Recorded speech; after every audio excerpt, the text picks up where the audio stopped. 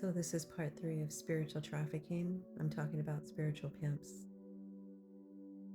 I wanted to tell you, in continuation from part two, that even though this seems a little far fetched, especially to those just waking up, you're starting to see it all over the internet.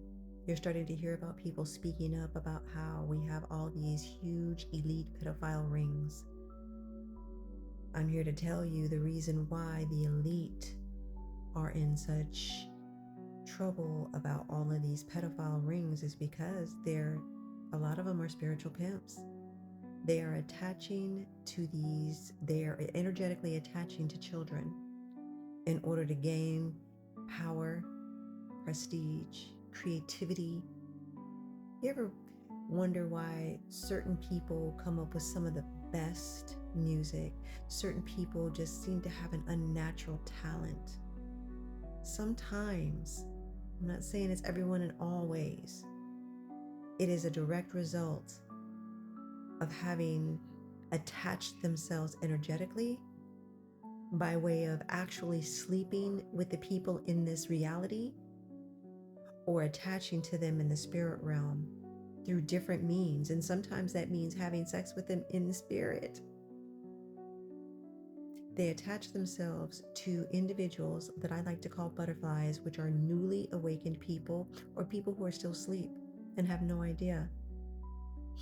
And they are able to siphon their creativity, their beauty, their smile, their joy, their happiness. And they can manifest beautiful lives for themselves while leaving that butterfly or that unawakened person impoverished, in despair, riddled by mental illness, riddled by chaotic environments, stealing their energy, stealing their light. The truth tellers are rising. The truth tellers are starting to tell their truth, and they're starting to expose these people for what they've been doing. The way that these people are able to maneuver this is through seductive means.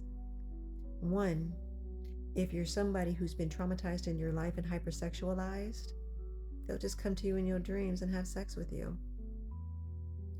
Another way that they can do it is to draw you in with the frequencies in their music. They're able to draw you in and attach to you by evoking maybe a pain that you had within you, and they can attach to that pain. See, a wound, it leaves the door open for these types of deceivers and entities.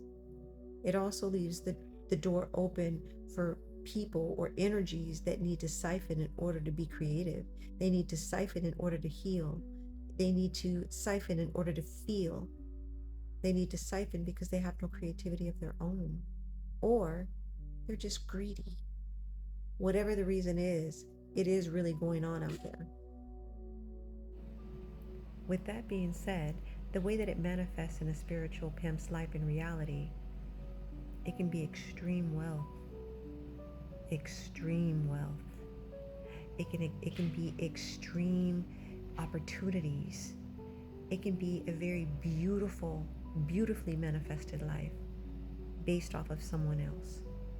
They can be extremely creative, extremely talented, enough to make everyone else be like, how do you do it?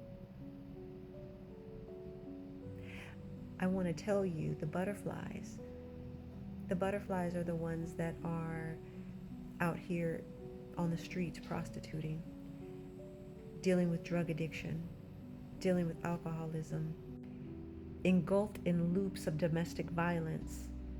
We haven't even gotten into the part where, depending on how energetically strong a butterfly is, whether they are depleted and sacrificed, killed off, or if they just are used as a battery. When they're used as a battery, they're handed off to different handlers. That's right. That one energetic pimp, that one spiritual pimp will still be attached, but will send you and sell you to different handlers. And then those handlers will sell you off for your energetic commodities. It's a nasty, vicious cycle. telling the truth. You want to hear more about it? Go to part 4. God's still doing it.